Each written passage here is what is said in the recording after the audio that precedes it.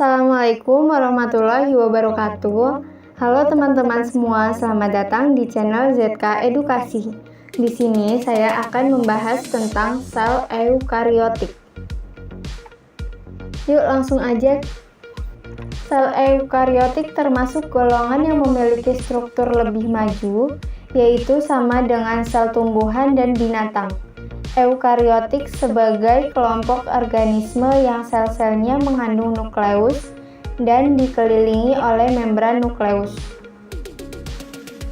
Kromosom terdiri dari asam deoksiribonukleat yang membentuk kompleks dengan jumlah protein dan jumlah protein lebih dari satu. Kompleks mikroorganisme ini mempunyai nukleus sejati. Dinding sel eukariot pada umumnya lebih tebal dibandingkan dengan dinding sel prokariot. Salah satu grup eukariot yaitu ganggang.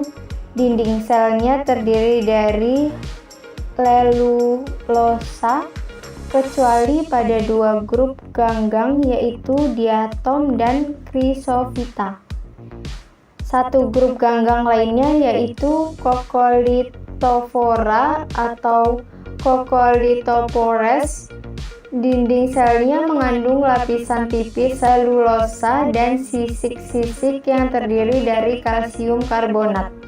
Dinding-dinding sel eukariot yang terdiri dari senyawa-senyawa anorganik seperti pada diatom dan Coccolithophora disebut frustula. Membran sel. Membran sel merupakan lapisan lipoprotein yang terdiri dari fosfolipid dan protein, bersifat semi-permeable atau selektif permeable, dan berfungsi mengatur keluar masuknya zat dari sel ke dalam sel. Nukleus atau inti sel memiliki membran sel nukleus terhadap O-nukleus yang berfungsi mensintesis RNA, O, nukleoplasma O, butiran kromatin. Sitoplasma memiliki isi sel di luar inti sel terdiri dari cairan yang disebut sitosol yang dapat berubah dari fase sol ke gel dan padatan berupa organel sel. Eukariota. Eukariota adalah organisme dengan sel yang memiliki nukleus dan organel bermembran lainnya. Eukariota berada dalam takson Eukarya atau Eukariota. Hal yang membuat sel eukariotik berbeda dari sel prokariotik atau bakteria dan archaea, bahwa mereka memiliki organel bermembran terutama inti yang berisi materi genetik dan terbungkus oleh selubung nukleus. Nama eukariota digunakan karena adanya inti yang berasal dari bahasa Yunani eu artinya baik dan karyon artinya kacang atau karnel. Sel eukariotik juga mengandung organel bermembran lainnya seperti mitokondria dan badan Golgi. Selain itu, tumbuhan dan alga mengandung kloroplas atau multiseluler. Hanya eukariota yang memiliki banyak jenis jaringan yang terdiri dari jenis sel yang berbeda. Ciri-ciri sel. Pada umumnya, sel dari eukariota memiliki ukuran yang lebih besar dari prokariota dan memiliki bagian-bagian subseluler yang disebut dengan organel dan sitoskeleton yang terdiri atas mikrotubulus, mikrofilamen, dan filamen antara. Berbeda dengan prokariota, DNA eukariota tersimpan dalam kumpulan kromosom yang tersimpan di dalam nuklei yang terbungkus membran nuklei.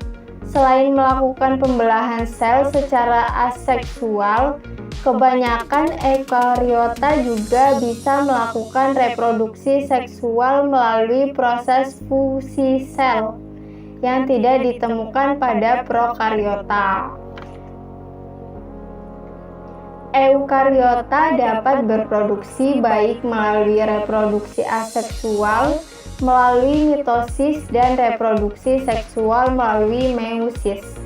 Dalam mitosis, satu sel membelah untuk menghasilkan dua sel yang identik secara genetik. Dalam meiosis, replikasi DNA diikuti oleh dua putaran pembelahan sel untuk menghasilkan 4 sel anak masing-masing dengan setengah jumlah kromosom dari sel induknya atau sel haploid. Sel-sel ini bertindak sebagai sel kelamin atau gamet. Masing-masing gamet hanya memiliki satu pelengkap kromosom, masing-masing campuran unit dari pasangan kromosom orang tua yang sesuai, yang dihasilkan dari rekombinasi genetik selama meiosis. Domain eukariota tampaknya monofiletik dan membuat salah satu dari 3 domain kehidupan.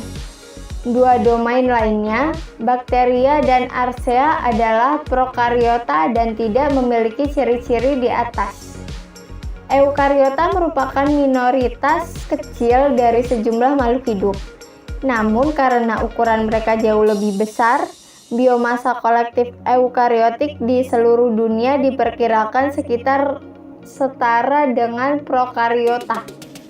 Eukariota pertama kali berkembang sekitar 1,6 sampai 2,1 miliar tahun yang lalu. Terima kasih teman-teman udah nonton video saya sampai selesai. Jangan lupa like, komen, dan subscribe serta nyalakan lonceng notifikasi untuk mendapatkan info penting lainnya. Terima kasih. Wassalamualaikum warahmatullahi wabarakatuh.